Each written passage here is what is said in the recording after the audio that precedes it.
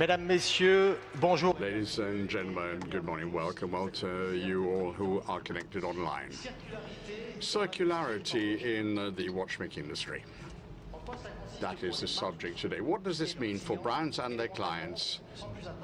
And we've got 4 experts who will give you the answer to that question without further ado.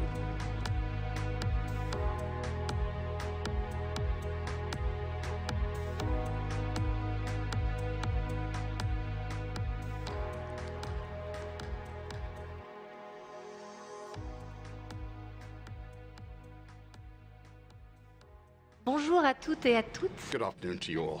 Thank you very much for attending this conference today. We're going to look into the subject of circularity in watchmaking. Now, for this panel, Antonio Xerxia, who is the director of Boucheria, Loïs de la Soudrière, and Laurence Medelman, head of heritage within the context of Zenith Watches. The subject of circularity in watchmaking is probably a question that you've also asked yourself. What do we mean by circularity? Since the beginning of time, watches are durable. They can be repaired.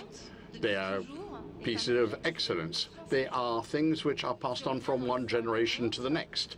If you look at the history, there is a famous brand. You don't own a Patek, you just pass it on or look after it from one generation to the next. So in the watchmaking industry, the watchmaking of high quality, we know that if there is a transmission of a product, durability, sustainability, there are new practices that have emerged.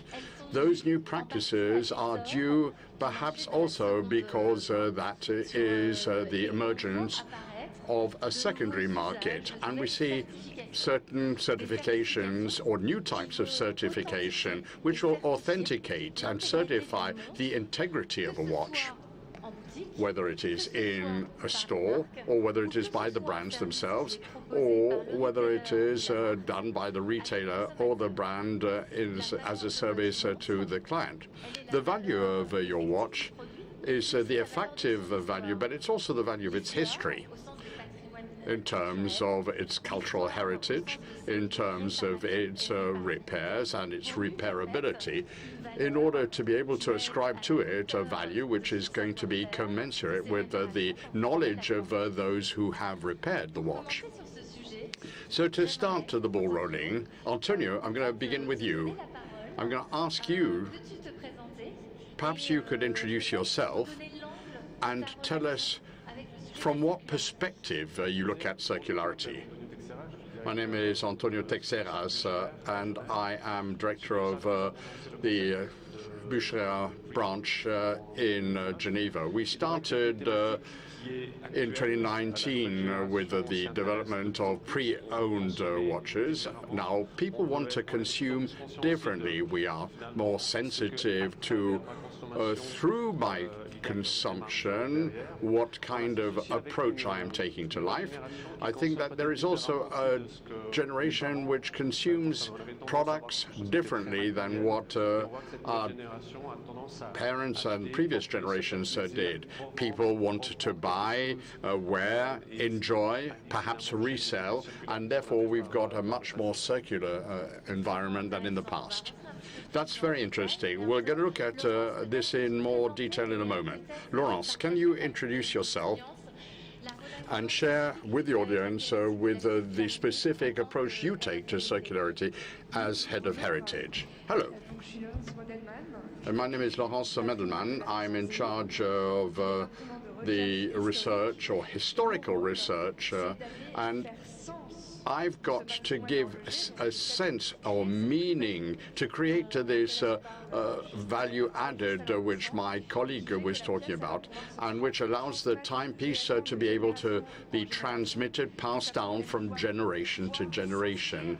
and which will allow it to be used in different contexts, irrespective of where we stand in a fashion cycle.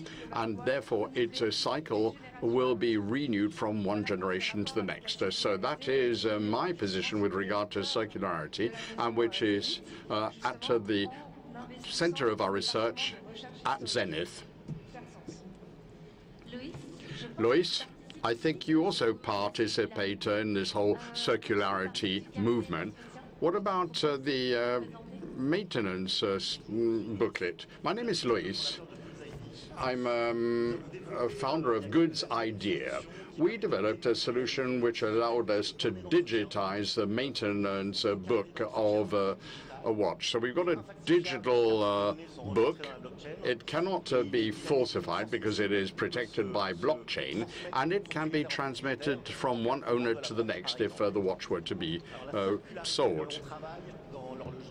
In watchmaking and in jewelry, as well as in the field of aeronautics, and I'll show you that there is a parallel between watchmaking and the aeronautics industry in a moment.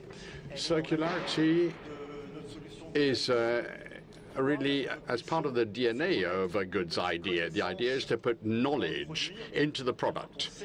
When we have to repair or service a watch, we have all the data, so we can put confidence into the product. We can give it or maintain its value over time, and it is a product which allows us to maintain the value of the timepiece over periods of time. We started this discussion by speaking about the development of the second-hand market.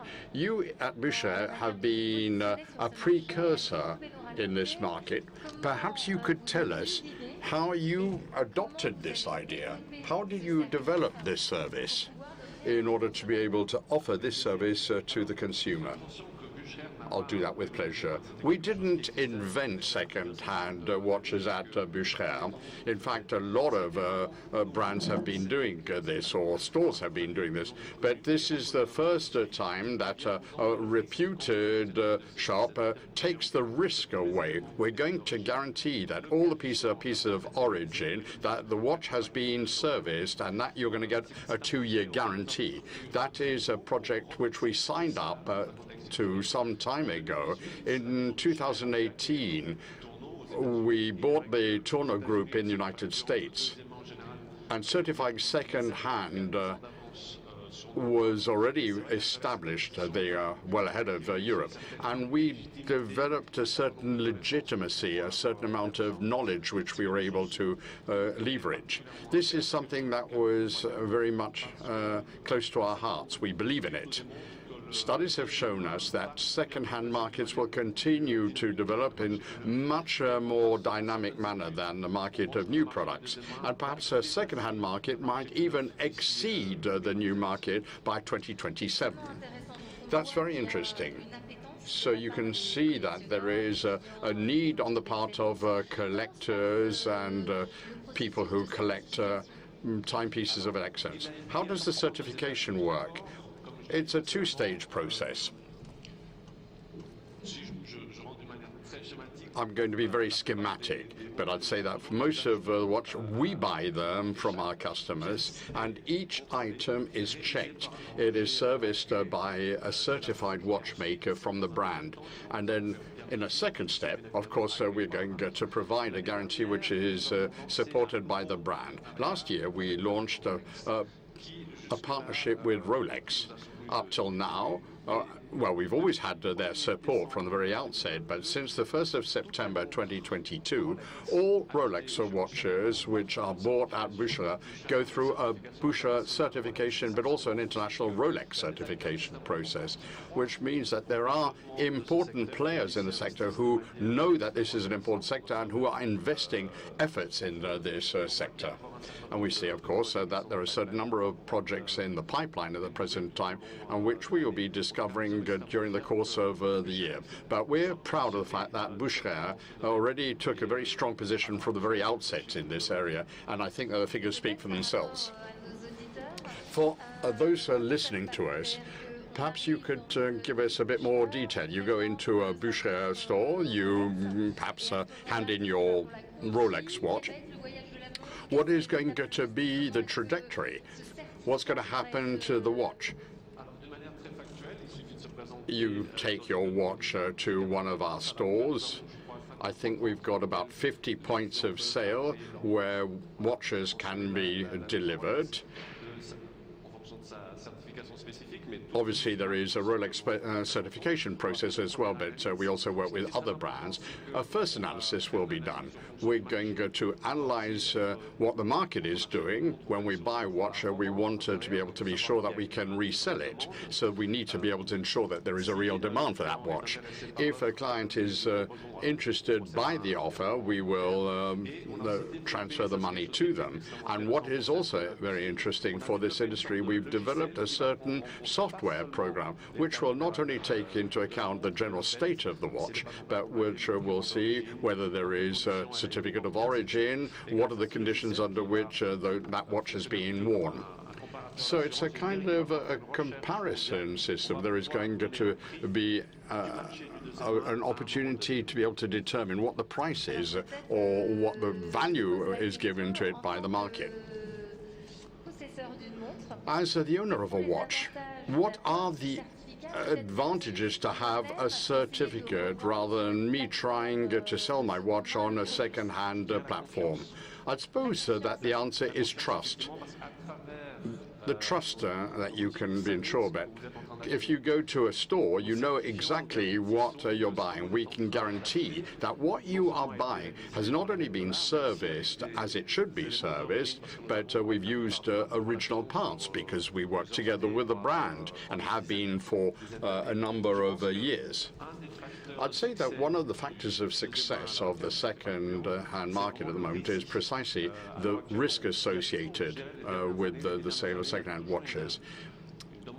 There is an interesting demand for second-hand watches, but when you go to a certified system, you can really trust that you are actually buying something you can believe in.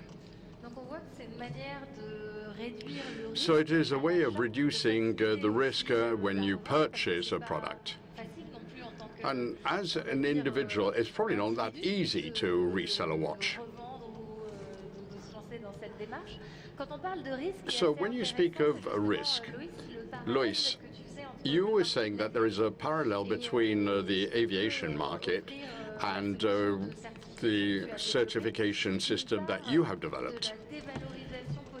First of all, there is the potential devaluation of the watch. It is often devalued because of the way it has been repaired. Has it been properly repaired by a certified center? The parts that have been replaced, have they been replaced by authentic parts? All these elements will have an impact on the actual value of the timepiece. Perhaps you could talk to us about this subject and talk to us about the whole question of the evaluation of risk and how you can also take account of the kind of repairs that have been made. You're right, knowledge about service work and repair work will be reflected in the value.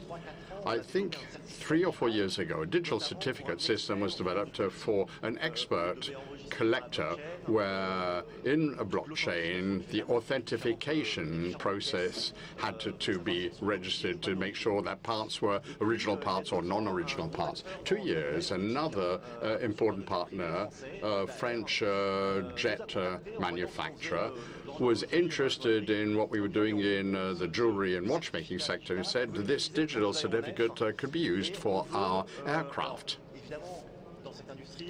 In the aircraft sector, you're not trying to prove the ownership nor the authenticity of the plane, as Antonio is doing. However, what they wanted to do was to actually record the regular maintenance of the plane. So we developed for new planes, but also for planes that are being maintained and for which they carry out maintenance and repair work,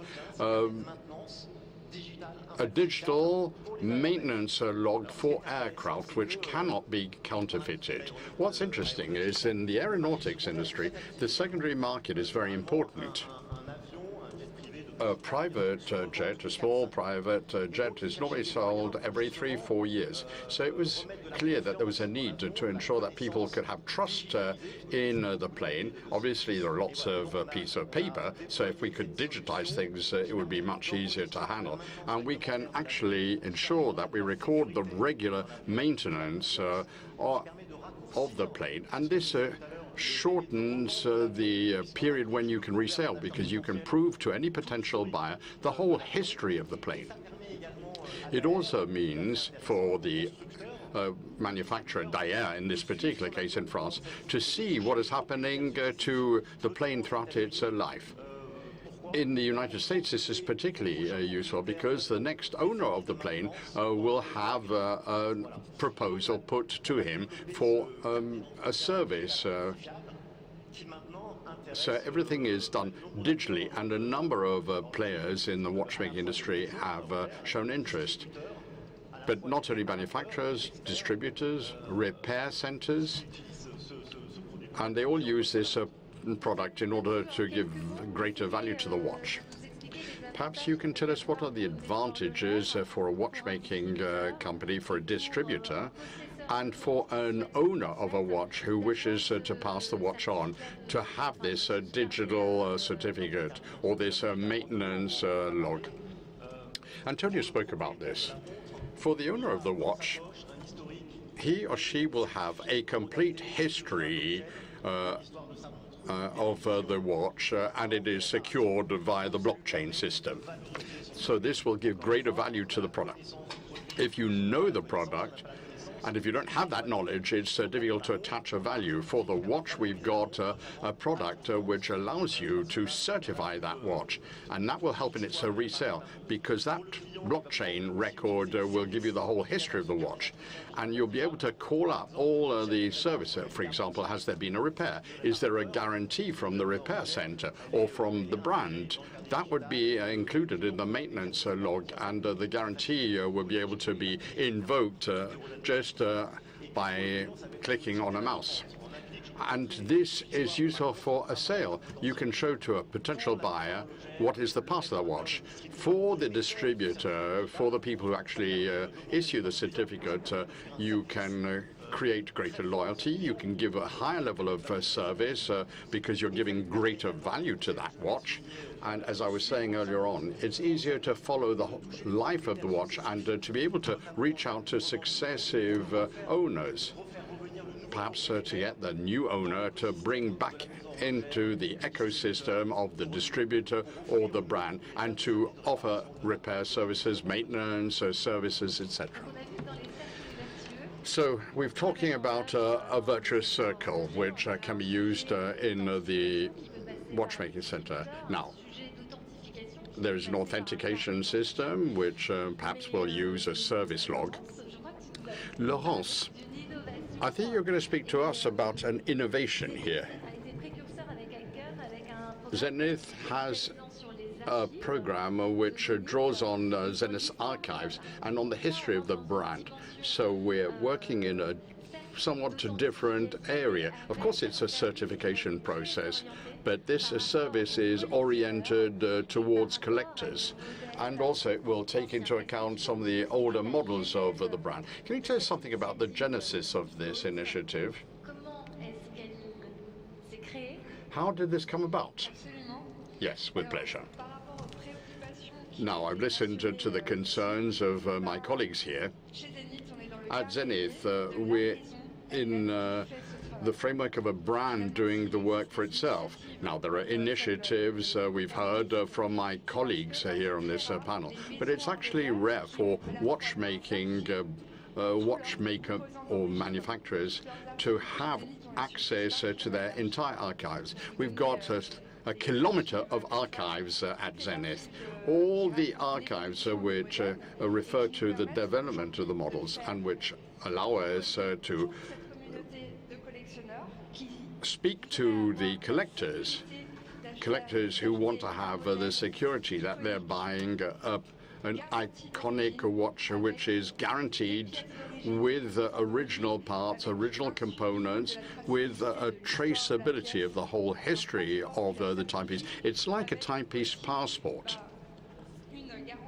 And you get a guarantee from Zenith that it is a model that was selected from the program. There is an icon program which was the first to be launched. In October 2020, the program was launched, and we selected a couple of models which are going to be considered icons and which relate to the history of Zenith. The models that have really marked their time, but have also marked the manufacturer, and which also tell us about the collectors.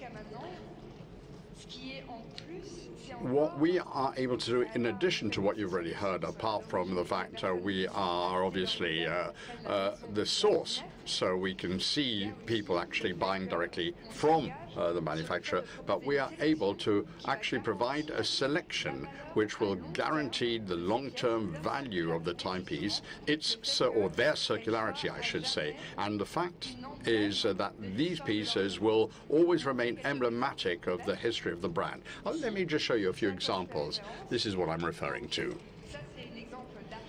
This is something taken from our archives. You can see the Primero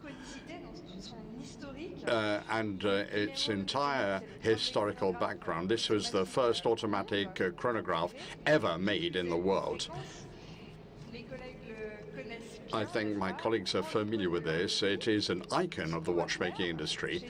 And what we do in very specific terms, the manufacturer is going to start looking for the most iconic models of these icons.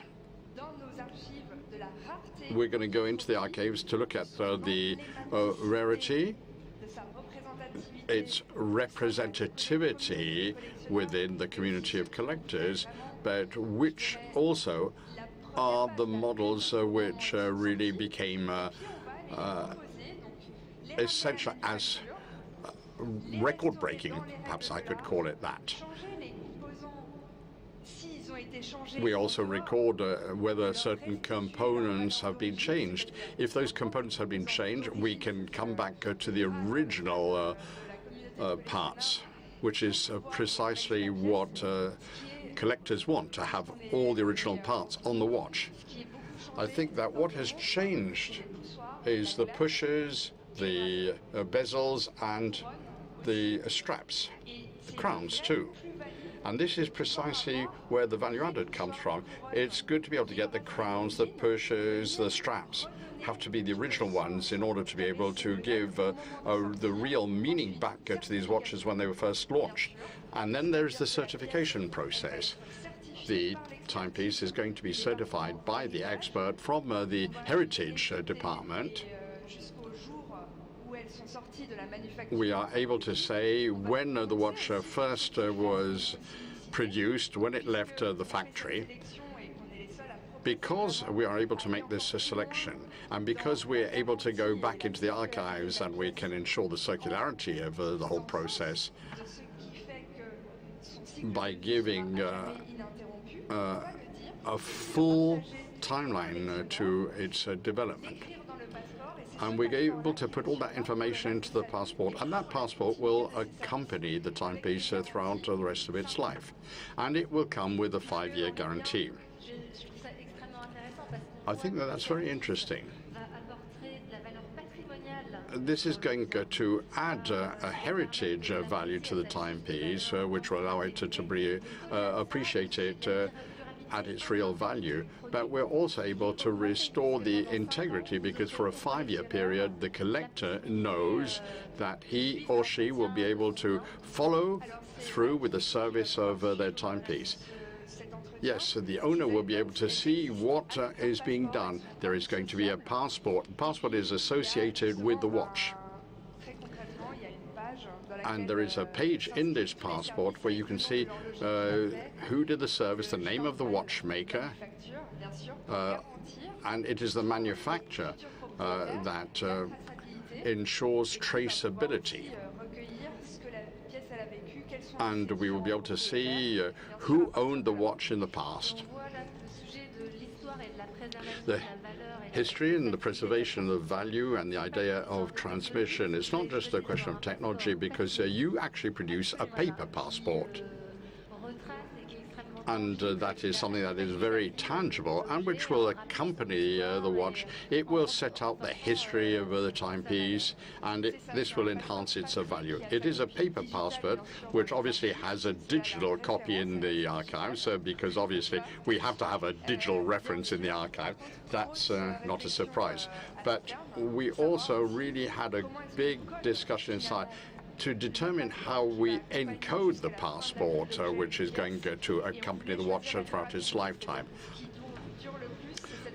What is the most lasting is a paper version, a material piece of paper, and its digital copy, without necessarily having to reinterpret everything by putting things through a software program. Now, the question we need to ask ourselves, what is the reception of the public? Are people very receptive to this? And what about your icon program? Did that program meet your expectations? How was all this received by collectors? There was an enormous amount of enthusiasm. This is really when manufacturers actually sign up to the principle of circularity. There was an enormous amount of enthusiasm. And the icons also allowed greater circularity and retroactive circularity, I should say. This is something that we had hoped for. We couldn't be sure of it, but we thought that people already have these references in their collections. Also ensure that they can give greater value. We can support them in this approach in giving greater value to their timepieces. And in addition to what is iconic, all the pieces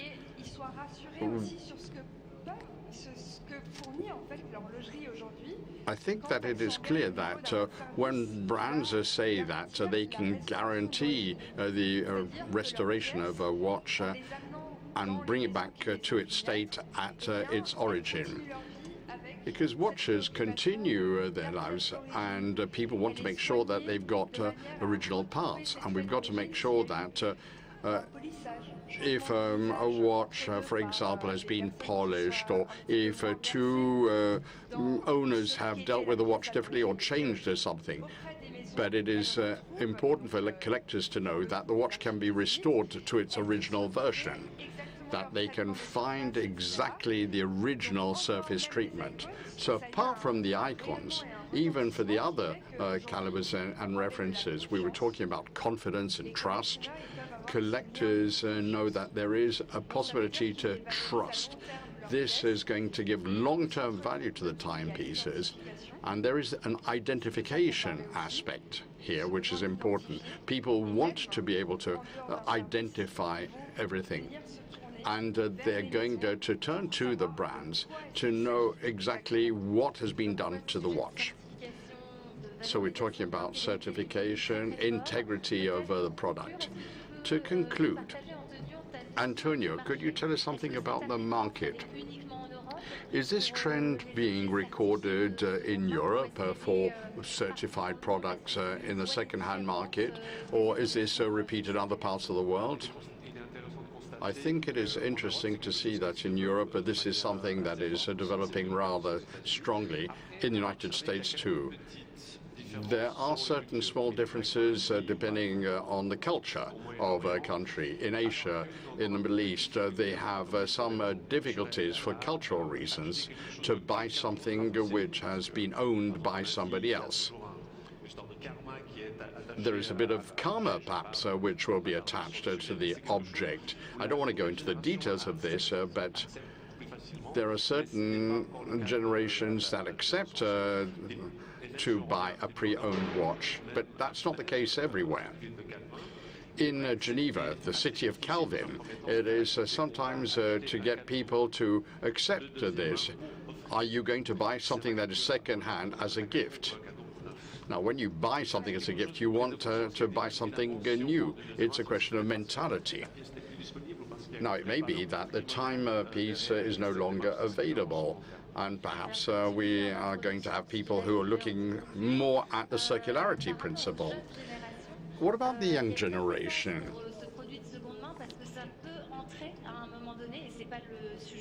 I would know that this is not a subject of today's session, but a lot of people think about the environmental impact, and I think that there are new types of consumer patterns where people accept that they will buy second-hand, resell, etc. I think that that really shows that we are in an industry, watchmaking, which is a very circular industry. Thank you very much for participating. If you have any questions after the panel, we are available to you. And if you want to come up to us and ask questions, please come and talk to the panelists.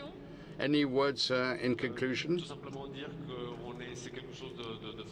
I think that this is a fantastic development. Certain brands are starting to think about materials in order to ensure the principle of circularity. I think that the new generation is more aware of how we consume, and there is a real interest in ensuring transparency. Thank you very much. We are at your disposal if you have any questions. Thank you.